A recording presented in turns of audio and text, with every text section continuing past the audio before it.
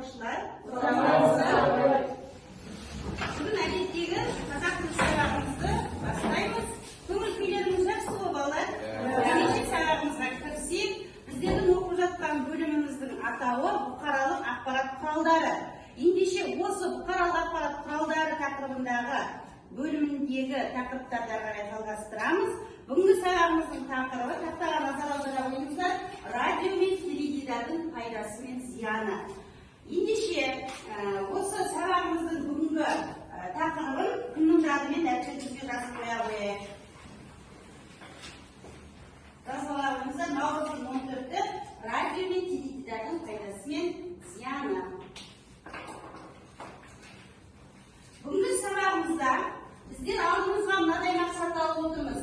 Мәтіндегі айтылған ойға көзқарасты білдіреміз, және сыни тұрғыдан баға беретін боламыз мәтінге.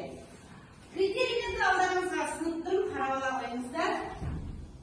Және алдарыңыздағы әдеттегіше өздеріңіз толтырып отыратын бағалау парақшасы жұмыс жасайды. Өздеріңізді бүгінгі сабақтағы жұмыстарыңызды бағалап отырасыздар, сабақтың соңында қорытындыланатын болады. Түсінікті ме, балалар? Ендеше әрі жұмысымызды жалғайық. Бүгінгі сабағымызды мен балалар тілдік бағдарда бастағым келіп отыр. Өйткені біздер ережеге сүйеніп жұмыс жасайтын боламыз. Сондықтан есімізге түсіріп жіберейікші, біздер қандай сөйлемдерді оқып жатыр едік? Құрмалас сөйлем және оның ішіндегі сабақтас құрмалас сөйлеп жатырмыз. Осы сабақтас құрмаластың келесі бүгінгі бір түрі қимылсыз бағынақылы сабақтас. Тақтаға назар аудара отырып, көңіл қойып тыңдайық. Жалпы қимылсыз бағынақылы сабақтас дегеніміз балалар, бұл бағыныңқы компоненті, яғни бағыныңқы сөйлемі,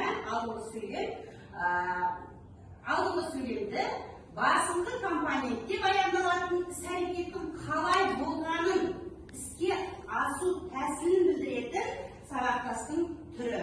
Қайталап айтайын, яғни қимылсыз бағыныңқы сабақтас дегеніміз сонда не болыпты балалар? Бағыныңқы сыңары басыңқы сыңарындағы баяндалып айтылып тұратын іс-әрекеттің қалай болғанын және іске асу тәсілін білдіретін құрмаластың түрі екен. Жалпы алдыңғы компонент, бағыныңқы компоненттің баяндаушы екі түрлі тәсілменен жасалады екен. Қарай, қимылсыз бағыныңқы сабақтастың жасалу жолдары екі түрлі жолдарын тұрады екен. Біріншісі, бағыныңқы компоненттің баяндаушы, алдарыңызда тұр, көсемше тұлғалы ы, п, а, е, и жұрнақтары арқылы жасалады. Бұған мысал келтіріп кетсек, бір мезгілде қараңғылықты қақ жарып, бір адам суға келді. Бағыныңқы компонентіміз қайсысы еді?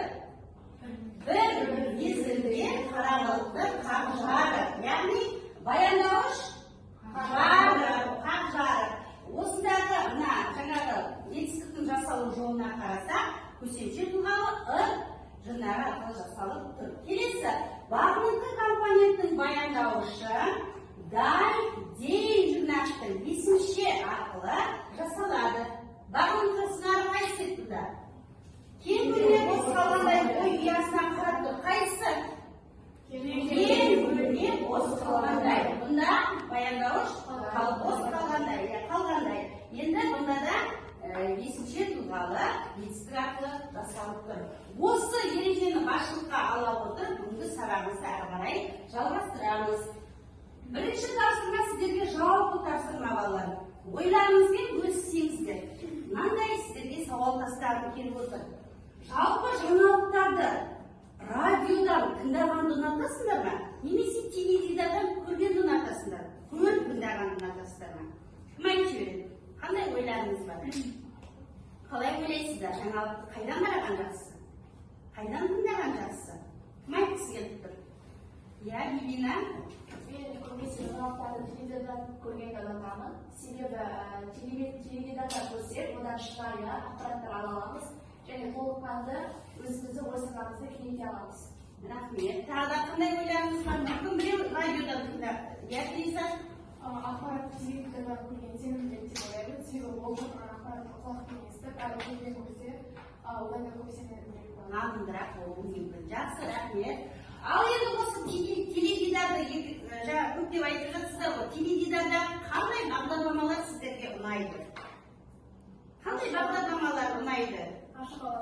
Ашық алаң, ақпараттарды қарайсыздар, аспанда ақиқатты қарайды екен, немесе слайдты қарап жүрсіздер өздеріңіз, жақсы. Осындай көптеген бағдарламалар бар. Ендеше, ал енді осылардың барлығын қандай арналардан қарайсыздар? Жиі қарайтын арналарыңыз қайсысы? Астана, спортты қарайды екен балаларымыз де. Осындай бірнеше каналдар бар. Ендеше балалар біздер қай жаңағы ақпарат құралын көбірек айттық? Ендеше біздің осы сағатымыз 2 сағатқа берілгендіктен бүгін тек қана теледидар бағытында, яғни теледидар бойынша сабағымызды ары қарай жалғастырайық. Енді кітаптарымызды ашып, кітаптарымызда 20-шы аудио мәтін бар. Бізге аудио мәтінді кітапқа беріп отыр, иә? Ендеше мұқият тыңдай қояйық, бізге Нұрия бастап оқып бере қойсын. Үй жиһаздарының арасында теледидардың орны ерекше. Осы күнде оны үйдің әр бөлмесіне қою қалыпты жағдайға айналған. Жатын бөлмеге, ас үйге, қонақ бөлмеге. Мамандардың айтуынша бұл дұрыс емес, тіпті үй тұрғындарына өте зиян. Ас үйдегі теледидар семіздікке келеді. Теле бағдарламаларды көріп отырып, бейберекет тамақ ішіле береді. Нәтижесінде адам күнделікті артық салмақ қосады. Статистикаға сай, бізге барлығын жалғастыра қойсын. Статистикаға сай, ас үйде теледидары бар отбасыларда семіздік көп кездеседі. Жатын бөлмедегі теледидар ұйқысыздық пен бас ауруының себебі. Әдетте жатын бөлмеде оны биік жастыққа жатып қарайды. Мұндай жатыс мидағы қан айналымын бұзады. Себебі жатын бөлмедегі теледидар жарығы ағзадағы ұйқы гормоны мелатонин бөлінісін тежейді. Балалар бөлмесінде теледидар мүлдем болмау керек. Себебі дам келе жатқан баланың ойы бөлініп, ойы өрісіне кері әсер етеді. Теледидарға тәуелді баланың сабақ үлгерімі нашарлайды. Жалпы теледидар мен оны көріп отырған адам арасындағы арақашықтық экран диагоналін 5-ке көбейткенге тең. Сондықтан диагоналы үлкен теледидарлар үй кинотеатрлары мен плазмалы панельдер кең бөлмені талап етеді. Және құралдардың бетіндегі шаң мен канцерогенді заттарды дымқыл суықпен жиі сүртіп тұруды ұмытпаңыз. Өте тамаша. Мәтінді тыңдап алдық. Ендеше осы мәтін алдарыңызда тұр, мәтін бойынша жұмысты жалғастырайық. Келесі айдарымыз бізде өз пікіріңді дәлелдеу бойынша бірінші топ, мына отырған топ сіздерге тапсырма. Осы мәтінді пайдаланып, теледидардың зиянды және пайдалы жақтарын санамалап дәлелдеп жаза қойыңыздар алдарыңыздағы берілген постерге. Және өздеріңіз ойларыңыздан бір қимылсын бағыныңқылы сөйлеп бастыра қойыңыздар. Ал сіздер екінші топ кездетті мәтіндегі ой, айтып тұрған ойға сыни баға бере қойыңыздар. Және мәтіннің жазылу үлгісі қандай бағытта жазылған қимылсын бағыныңқылы сөйлемді бір өздеріңіздің жұмыстарыңызда пайдаланыңыздар, маған айтасыздар. Қаламмен жаза беріңіздер. Ал кірісе қояйық. Сіздерге дескриптор беріліп тұр. Бұнда мәтінге талдау жасайды, сыни тұрғыда баға береді, ойын дәлелдейді және бүгінгі жаңа тақырып қимылсын бағыныңқылы қалай түсіндіңіздер екен? Соған мысал келтіріп кетесіздер. Уақыт шектеулі бала кезікте қояйық. Ал қорғаймыз. Қай топ дайын? Тездетіп қорғай қояйық.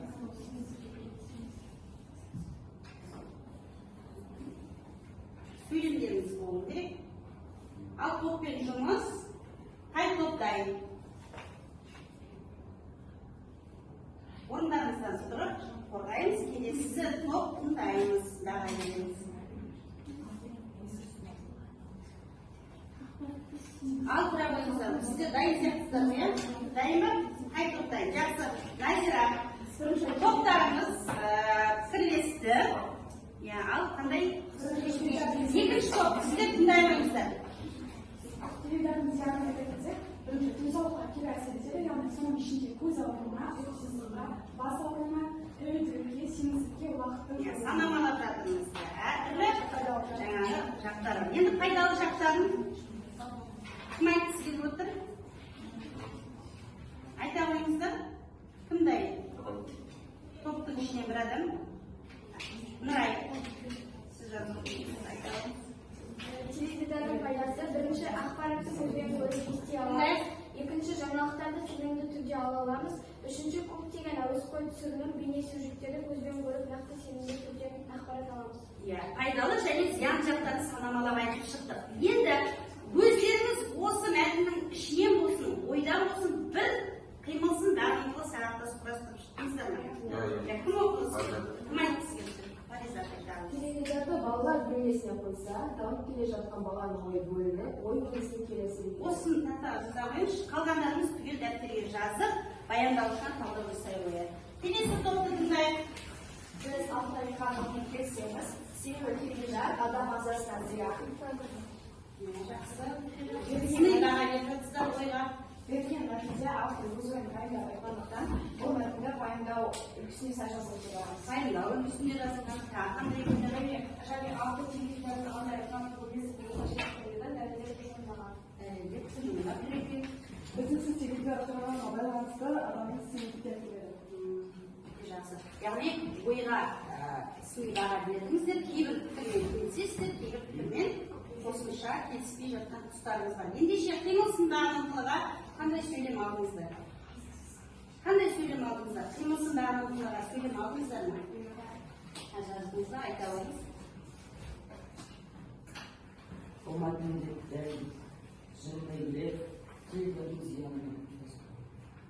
Жақсы жазыңыз тақтаға. Қалғанымыз орнымыздан отырып жазып алайық. Екі топтың да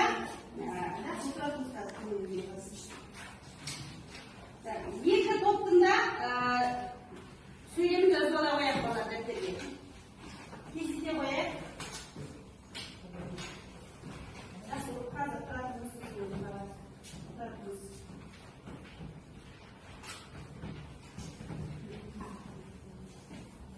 Балалар бірінші сөйлемді жазып жатыр, қарай қояйық. Бірінші жай сөйлемнің баяндаушы қайсы болды? Баяндаушы. Қойса, оны қимылсын бағынқыға жатқызып тұрмыз. Өйткені баяндаушы жаңа айтып кеткендей, немесе мына жерде қойса дегенді алмай-ақ қояйық.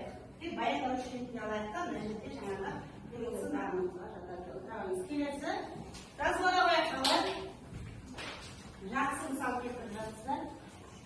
Жаза қояйық. Мирастың сөйлемін жазып ала қояйық. Сосын осыдан кейін өзімізді бағалауымызды жүргізіп отырайық. Жаңа алдыңғы тапсырма, және осы тапсырмаға 10 балл жүйемен бағалайтын қорқпайсың. Бағалай қояйық. Кезекте қойыңыз.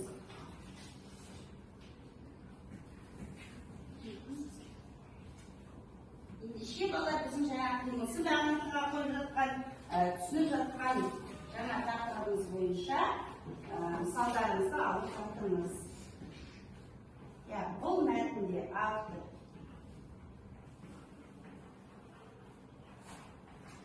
дәлелдеп келтіре отырып өз ойын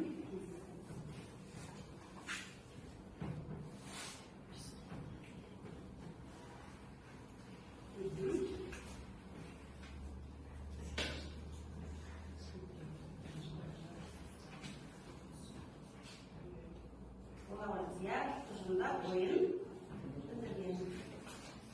Бұл да қимылсын бағынқылы сабақта тұтынылысқа жататын сөйлемінде тамаша тапқандарыңыз. Бұны сабақты түсініп отыр деп ойлап тұрмын. Және алдыңғы сөйлемін баяндаушы.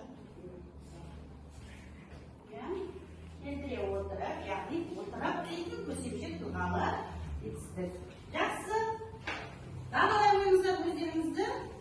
Ендеше осы жұмысымызды POPS формуласы арқылы, яғни POPS әдісі арқылы жұмысымызды тұжырымдап кері байланысада қояйық сіздерден. Ал жұмыстарыңызға қандай, сабаққа қандай кері байланыс бере аласыздар?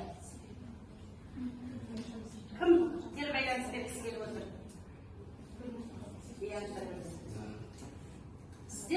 ойыңызша бүгінгі сабақ пайдалы болды ма? Жансая? Менің ойымша бүгінгі сабақта теледидардың пайдасы мен зияны туралы анық қанығын білдік. Және қандай мүлік бағдармен таныстық? Емосын, бағыныңқылы сөйлеммен таныстық. Отыра қойыңыз келесі себебі? Айта беріңіз. Менің ойымша бүгінгі сабақ бізге түсінікті болды. Себебі біз теледидардың пайдасы мен зиянын саналап өттік, дәлелдедік. Мен бұны дәлелдей аламын. Яғни бүгін біз екі тапсырмада біріншіден теледидардың пайдасы мен зиянын санамасақ, екінші тапсырмада біз қимылсын, бағыныңқылы сөйлемді мысалда келтіре алып, біз сабақты өзімізше жақсы Түсінге ойлайсыз. қорытындылай келе біз теледидардың пайдасынан қоса зияны бар екенін де білдік. Көбіне көп зияны жақтары бар екен, бірақ енді ақпарат құралы ретінде бізге өте пайдалы құрал екенін түсіндік. Ендеше бүгінгі сабақты өздеріңіздің бағалау парақтарыңыз бойынша қандай ұпай жинады, кім қалай ұпай жинағанын айта қойсын, өздеріңіз бағалау бере қойыңыздар. Бекзада, сіз өзіңізге неше ұпай жинады деп ойлайсыз? Екі не бойынша, кезең бойынша. Неше ұпай жинадыңыз? Мен өзіме 8 деген ұпай аламын, себебі мен тапсырмада белсенді таныттым. Тапсырмада белсенді таныттыңыз, 8 ұпай. Сіздерден кім қанша ұпай жинады? Аружан қанша ұпай жинадыңыз? Айта қойыңыз. Қандай жинадыңыз? 5 деген ұпай. Кішкене сәл әлде белсенділікті арттыру керек.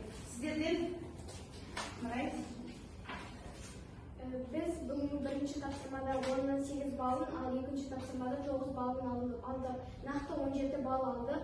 Біз сабақты жақсы түсіндік және Сіз жалпы топқа берген болып тұрсыз бұдан. және алдағы уақытта өздеріңізден Өз парақшаңды толтырып ары жүргізіп отырасың.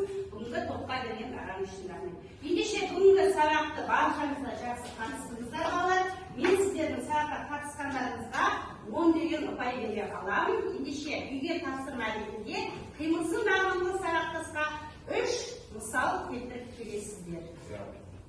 Сабақ осымен аяқталды. Барлығыңызға сабаққа қатысқандықтарыңыз үшін алғыс білдіремін. Қош сау болыңыздар, тұра болыңыздар. Рахмет.